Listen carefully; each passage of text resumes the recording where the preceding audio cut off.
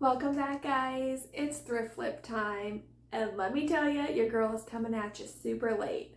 I am just now recording this when I'm usually finished editing and uploading, so if I look tired, it's because I am. It's been a long week. If you don't know, I have a 3-year-old at home, and she has been a little bit under the weather, and I've had a lot of life happenings this week that have needed my attention, so my time management to get this video out on time has not been great. So let's see what I can do.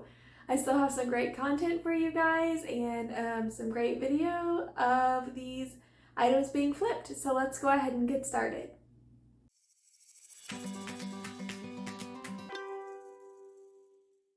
If you haven't seen my thrift flip haul, I'll post that link in the description below. But it will show you all of the items that I had from my first haul and how much I paid for them. If you're interested in that, then you can go to that link and see that there. So basically, I am now on my third round of flipping some of the items from that batch. I just chose a few items for this video. I am going to do the 3 floral boxes, I guess floral boxes, or like tin containers, metal containers. So there's 2 of the metal ones, and then there's a tin floral box. I am also going to do the 3 set of metal cars. I am going to do the little birdhouse, and I'm also going to do the paper plate holder. I believe that was all of the items. Told you I'm tired, so hopefully that was everything. I'm not forgetting anything. So I did this all in a big batch, so you're going to kind of just see me working through all of it. The very first thing that you're going to want to do whenever you are flipping an item is to get it cleaned up, remove all the tags and stickers, and just do all of the prep work. The prep work's very important. It's the part that sucks the most. Why do we have to do all of this work just so we can work? I know, I get it, but I'm telling you, it'll help set you apart from your other people who are doing the same stuff as you, because those attention to details will get you a lot further. So make sure you're removing tags, make sure you're doing any sanding. For the 2 wooden pieces, I did do some sanding on the paper plate holder. I decided to completely disassemble that and just use the back of it, and I'm going to use it as a little like breadboard or like decor for the kitchen. So I went ahead and puttied all of the holes for that, and I sanded that down along with the little birdhouse. I didn't want to sand that one down too far because I wanted to keep all that aged detail, but I did want to get that like layer of crusty dirt off of it. So those are the only 2 pieces that needed any sanding prior. However, with the cars, I did do a really good scrub on them, just using one of those like cheap dish like scrubbers from probably Dollar Tree or Dollar General or something like that. And then with all of the other ones, I just wiped them all down and cleaned them all up. So make sure that you're doing that before you start. Get all the dirt and grime off of them. That way your paint will stick really well. So once I was done with that, I needed to go ahead and start in on my base coats. Now with the 2 wooden items, listen, fool me once. So when you're working with older pieces of wood, there's a good chance that that's going to have some bleed through. And though people have said you can use clear coat to spray it down and lock that bleed in and then paint over it and not have issues, that has not worked for me in the past. So I am going to spray shellac on both of these wooden pieces. That way, whenever I go to paint them, I don't have to worry about any bleed through. I mean, I don't know that it is going to happen, but I'd rather not paint the entire piece to find out that's going to have to bleed through, come back, spray it, and then start all over. So I'm just going to go ahead and take care of it up front. So I'm shellacking both of those pieces. And then with the other pieces, I'm going to go ahead and do my base coat. For everything but the little tin floral box, I am using my Rustomleun 2X black paint and primer. And then on the floral box, I do have some rose gold paint that I'm going to spray on it as my base coat for that one. So once my base coats are all done, I am ready to seal them all in. So the reason I'm sealing in my base coat is so that for any of them that I might be wanting to distress, or if I'm going to be painting a lighter color over top of it, I want to make sure that that color underneath doesn't move on me or, you know, come up or start to muddy up my paint at all. So I'm just sealing it in with my Rustomleun 2X clear coat. It's a matte, that way I don't have any gloss to it. And I just give everything a really good coat of that so that we can move on to the next section. So I begin with the metal boxes. I am going to do 3 different colors. So for the tin floral box, I wanted to just try out spray paint on spray paint. So I went ahead and just spray painted black over top of that rose gold. So for that one, that was easy peasy, just set it aside and come back to that when I'm ready. For the small one with the like embellishment around the top and then in the center of the I don't know what to call it, of the container, I am going to do that in this really light, like very light greenish teal color, like very, very light. It's very pastel color. It's very pretty. It's by Waverly and it's called Crystal. And I'm going to do that, but I'm going to leave the top edge black and attempt to keep the handles black as well for a little crisp like pop of color. And then with the other one with the curly like feet, I'm going to do that one white on black. Now with this one, it does have a lot of texture on the side that I didn't realize was there because it did have like a design on it. So I'm going to be using a baking soda and paint mix. Now you can use whatever paint you want. I am using chalk paint, just my white chalk paint mixed with equal parts baking soda, equals parts paint. You just stir it up and then put it on there. So what it's going to do is going to hide that texture underneath for me. It's still going to leave a texture of its own, but it will look more on purpose. It's also usually referred to as a faux cement. So just, you know, if you have a textured piece or a really slick piece, this is a really great way to get your paint on there and to get it to stick for you. So that's what I'm doing on that one. And for this one, I also want to keep some of the black details. So I'm going to try to be as careful as I can on the edges. It did get a little messy, but hey, what can you do? So for those, I'm just going to do, I think I ended up doing 3 coats on each of them just to be thorough and make sure that it's covered really well.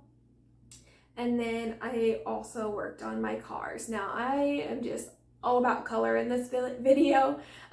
With the cars, I really wanted to take my time, and I feel like it's been a while since I've really sat down and just hand painted on some things where, you know, it takes a little bit more detail, and I really wanted to get back to that a little bit because it's something that I miss doing. So I wanted to do that with these cars and just give them a little more focus. I wanted them to be kind of restored to what they should be. So yeah, I did that. I chose red, white, and blue for them. The one is a fire truck. The other one has like a little badge on the side.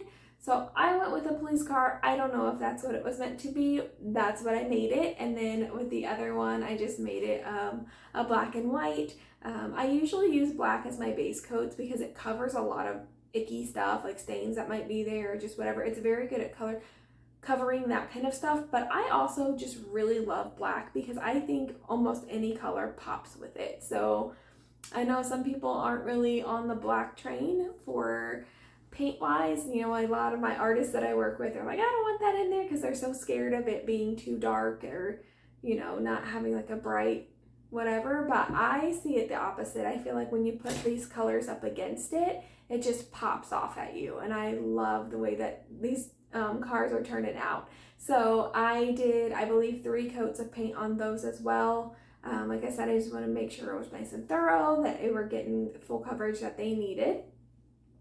So once I was done with painting those, I also painted up my birdhouse. Now with this one, I did not a full dry brush technique.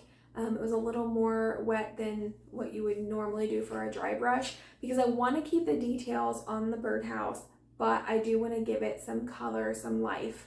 So I did a blue, the same blue as I did on the car, and did that on the main part of the house. And then I came back with some white and I did that on all of the like roof and like edgings of the house. Now, when I say dry brush, if you're not familiar with that, that's when you take a brush that is dry, you dip the tip of it into your paint, and you dab off all of the excess to where you just barely have any, and you just use the tips very slightly, like almost as if you were sweeping a floor, and you brush it onto your whatever your item is, and it will just leave just a slight bit of paint, and it just gives it a little bit of a different look. And that's what I wanted for this birdhouse. I wanted to keep it that rustic feel, but I also wanted, like I said, to make it a little more lively, and bring it back to life and give it its second chance. So that's all I did with that one, and it is ready to be sealed in.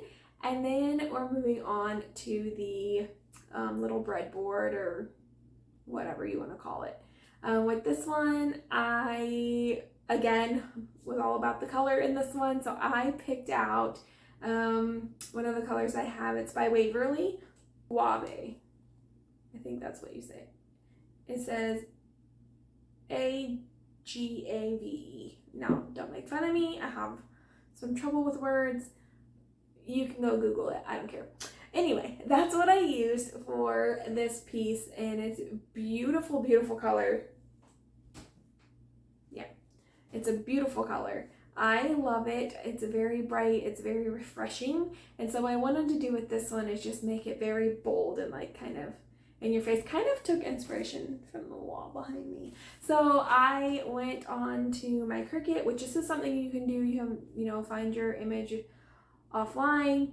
Don't copyright, whatever, do your thing, but I'm not encouraging it. I'm just saying pick an image that you like or wording that you like, print it off, and then you can use a piece of carbon paper and lay it underneath to transfer your image. Now, I do have a Cricut, so I could have just cut this out and put it on there. However, because I have chalk paint down, in the past I have had an issue with it peeling off, and it's probably just because I am so impatient and I don't let my paint cure accurately. So that's why I didn't do it this time. But I also told you I was wanting to get back to those like hand painted details that I haven't been doing lately. So I decided that I would use the carbon paper method, which I'm so upset that I hadn't learned about this. And in the past, I always made handmade signs, and they would take me days because I would literally like draw everything out and do it. This is such an easy, simple way. I learned it from Julie, from Julie's Signs and Designs.